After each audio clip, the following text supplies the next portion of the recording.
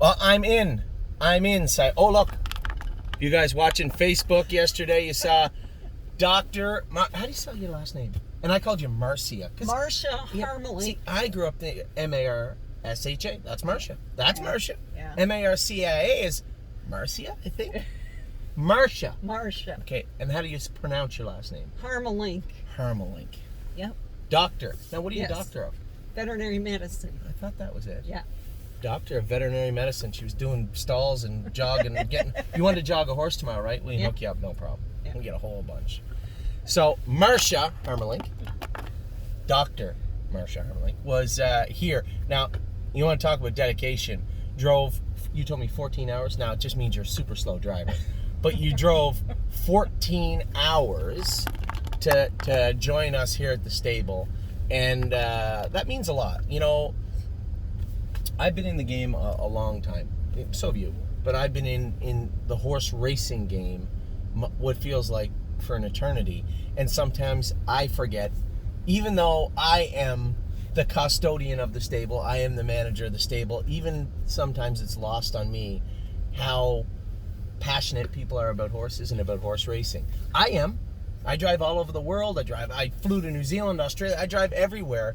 But the game is still ingrained into me. And this can be a tough game. And sometimes it wears you down and takes a polish off a lot of stuff sometimes. And the politics of horse racing and all the ups and downs and going through things with clients and acquaintances and people. You know, the stuff that goes unsaid, it eats away at me sometimes. But having someone like you show up to the barn that's driven 14 hours to spend 3 days with us just puts a charge back in my battery, to tell you the truth. It's really nice to have. I love when our clients come to the barn. You know what? I get people ask me all the time, oh my God, is there a bunch of clients around all the time? That's what people say in this game. And I'm like, not nearly enough. You know, these are people that love the game. Yeah. Because I'll tell you what happens. This game, when it's only built on money, when it's only built on you give me $10 and I give you back X, it takes away the fun of what it really is. When you focus on the entertainment, the passion of horse racing, people like you show up at the barn. Yeah. When you focus on the when you focus on the dollar amount, the return on investment, what you get is the other side of the game, right? And that's the game that I don't really like, to be quite frank. It's tough. It's a bad investment, horse racing to begin with. It's fun. Yeah. It's really fun, but it's not a great investment. And sometimes when it's formatted in that way, it really leaves a bad taste in a lot of people's mouths. That's what we try and get away from. And even I get caught up in that sometimes. You know, the last 2 or 3 days, we've gone through negotiations of selling, you know, you saw that happen, selling one of our best fillies, and how difficult that was. And it tears at me because, no, the stable isn't about turning a profit and making money. But at the same time, there's common sense. And there's things that need to be done also. We do need to grow and move forward. To do that, when things like this come up, you know, we have to make the difficult decisions. Quite frankly, I have to make the difficult decisions. And, you know, I made a promise when I started this stable. I couldn't figure out, after we got to about 50 or 60 clients, and everybody was constantly emailing, calling, and I was trying to run it like a complete democracy where, okay, let's all just agree. And that never, ever happens. Ever. So there has to be a captain. There has to be somebody to steer the ship.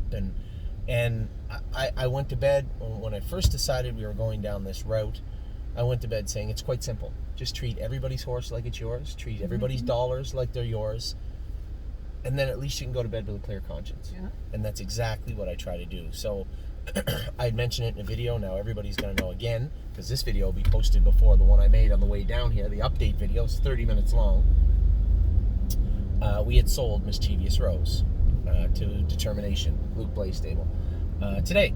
So, a big win with Spirit of Dio. I know I told everybody, you know, I think you've known me long enough to know if I make a mistake, I'll own up to it.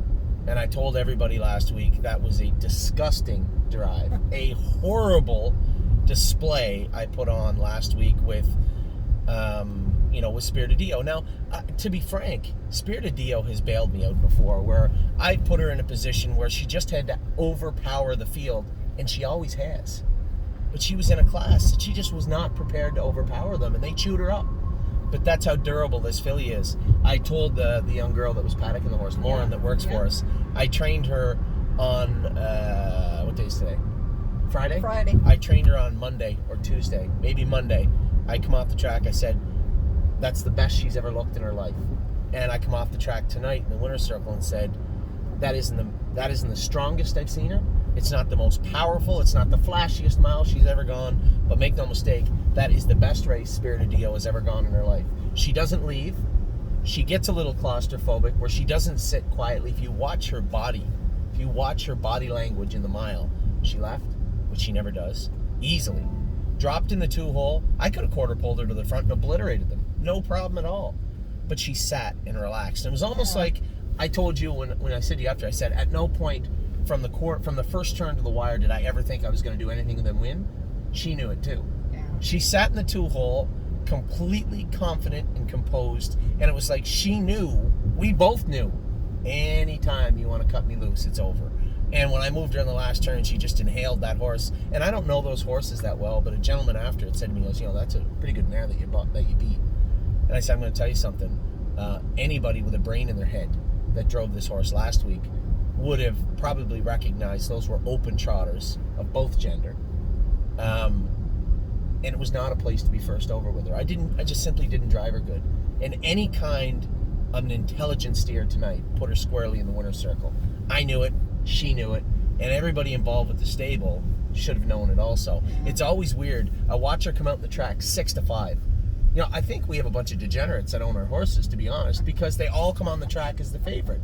And then she crept back up, and I'm listening to the announcer, and his top picks were 8, 6, 4, 2. Yeah. I'm like, how am I 6-5 when the guy who works here and announces the races didn't even give me a call, didn't even put me in his top 4? And then she goes to the gate and she's 6-1. Yeah. So whoever out there was betting her, you're sick. I get it. No, it was a wise bet because I told everybody. I never like to say, hey, I'm going to win. But if you've known me long enough, you knew what I was saying the last week. I drove her bad. I'm going to try my hardest to have it not happen again. And if she gets any kind of trip next week, she's a winner. And she absolutely jogged tonight. And the mare coming up later on, who knows what she'll do, but she raced so tough. Both these mares are super, super tough mares. And Spirit of Dio's just a stone-cold killer when she's on her game, and I can't wait to see what she does next week. Because usually when she throws in one of those, she goes on a vicious tear for like a month. So I can't wait to see what she's going to do next week, and I'm really excited to go with Path of Totality. Now, it just dawned on me, I have my driving suit on. We're driving towards Starbucks.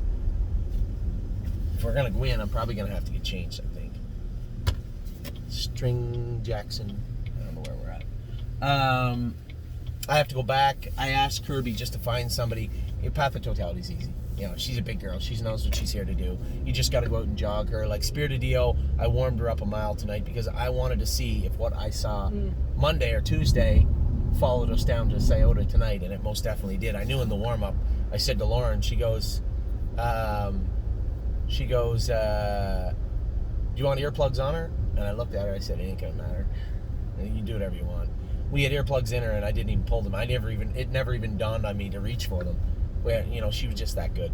So hopefully Path of Totality comes out swinging tonight. These are two mares I got a lot of respect for, and I hope we have a great rest of the summer with. I know that mare loves Scioto Downs. Path of Totality has never trotted a squarer, more confident, calm mile than she did last week. I might have got set back, but I didn't drive her bad. I just interfered with somebody, and that'll happen. So, we're off to get some coffee. Then you're coming in tomorrow, you're going to jog a horse. You get the VIP treatment. You have to if you drive your car more than 12 hours to be at the stable, you get the VIP treatment. You get to come to Starbucks, you get to jog horses, you get to clean stalls, you can do it all. So, I will talk to all of you soon. I won't give you an update after Path of Totality. The lighting is terrible. I like to do the videos, obviously, when the sun's out. You'll see them sometimes. I'll pull up like a hobo in a car lost under a light standard somewhere to do my videos. But not tonight. I have to leave right after the 11th so that I can get home to my family by midnight. We'll talk to you all soon. I hope you're having a great day. I guarantee you, almost everybody in the Mischievous Rose group is. And most definitely everyone in the Spirit of Dio group is. Take care. We'll talk to you soon. Bye for now.